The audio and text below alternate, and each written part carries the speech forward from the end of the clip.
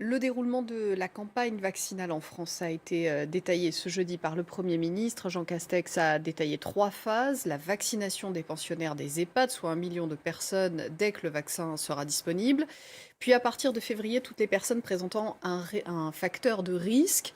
Et enfin, au printemps, la population générale. Autre annonce, la gratuité de ces vaccins pour tout le monde. La vaccination sera gratuite pour tous et le gouvernement a budgété à cette fin 1,5 milliard d'euros dans le budget de la sécurité sociale pour 2021. Et en ligne avec nous, Pauline Londex, cofondatrice de l'association HotMeds, Observatoire de la transparence dans les politiques du médicament. Merci beaucoup d'être avec nous.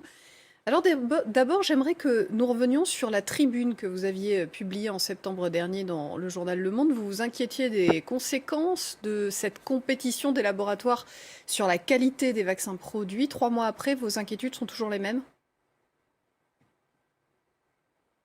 Alors, je pense donc la tribune dans Le Monde, c'était absolument. Alors, on s'inquiétait pas forcément de la qualité, on s'inquiétait de la question de l'efficacité.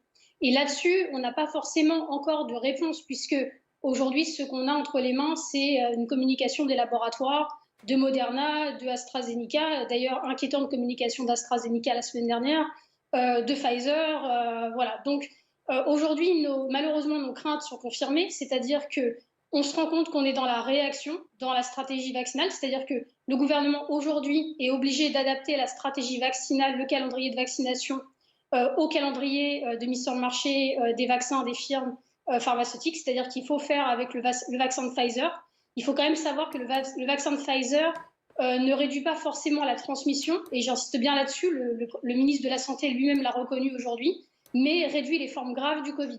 Ce qui veut dire que c'est un outil tout à fait important en fait, dans la réponse à cette pandémie, mais ce n'est pas la même chose qu'un vaccin qui réduirait au niveau populationnel la transmission.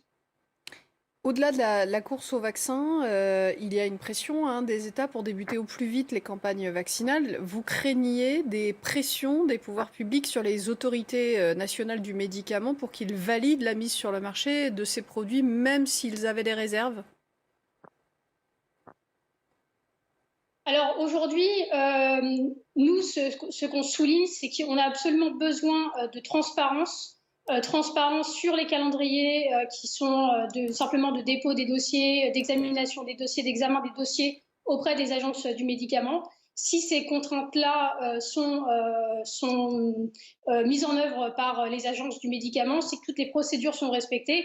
On ne craint pas particulièrement de problème. Ce que nous craignons en revanche, c'est, pour revenir à ma réponse de tout à l'heure, c'est d'avoir des outils qui ne seront pas forcément totalement efficaces. On aurait pu avoir des outils complémentaires, on pourrait avoir des vaccins complémentaires et les utiliser de façon complémentaire pour faire face à la pandémie. Complémentaire à quoi? À d'autres traitements? Alors complémentaire simplement dans l'objectif dans ce que ces vaccins sont capables de produire. Par exemple, le vaccin de Pfizer ne réduit pas la transmission. Un vaccin, normalement, réduit la transmission du virus. Là, ce n'est pas le cas. En revanche, le vaccin de Pfizer, il a un autre intérêt. Il réduit les formes graves du virus. Donc ça, c'est très intéressant, notamment pour les personnes qui ont des comorbidités, qui ont d'autres pathologies et qui risquent de développer des formes graves du Covid. Donc ça, c'est très intéressant pour ces populations.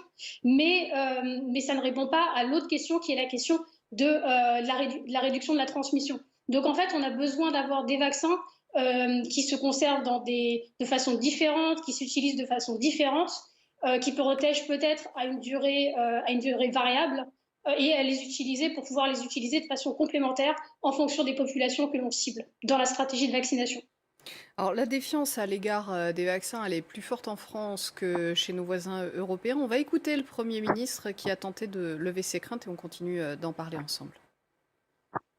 J'entends les réticences, voire parfois les craintes exprimées par certains d'entre vous.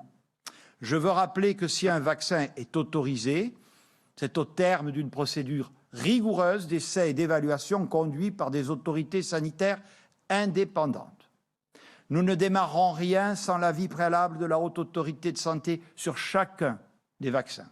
Et les personnes vaccinées seront suivies dans le cadre d'un dispositif renforcé de pharmacovigilance et de traçabilité. Pauline Londex, vous comprenez que les Français soient nombreux à avoir des craintes sur le fait de se faire vacciner contre le Covid?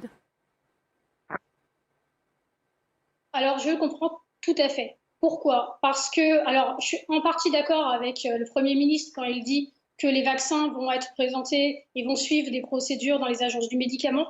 Donc là-dessus, il y a une confiance là-dessus, c'est-à-dire à ce processus qui doit être rigoureusement respecté. Mais je comprends tout à fait la défiance d'une partie de la population dans la mesure où le gouvernement, depuis mars, a manqué de très nombreuses opportunités d'impliquer différents acteurs de la société civile, différentes personnes en dehors des industriels et des médecins, même si on a besoin absolument des médecins et de leur parole, de leur avis. On a besoin aussi d'autres profils de la société qui permettent, dans le but de permettre une adhésion vaccinale. Parce que c'est ça que le gouvernement doit faire aujourd'hui, c'est impliquer différents acteurs de la société civile pour que aujourd'hui la stratégie vaccinale soit mieux comprise, qu'on comprenne bien quels sont les différents vaccins, quels sont leurs enjeux, que les personnes puissent évaluer les bénéfices-risques au moment de se faire vacciner. C'est très important. Tout ça, ce sont les conditions de l'adhésion vaccinale. Le gouvernement doit absolument remplir sa part du contrat s'il veut que la population adhère à la vaccination de façon massive. Merci beaucoup, Pauline Londex, d'avoir réagi sur France 24 à ces annonces concernant la campagne de vaccination en France.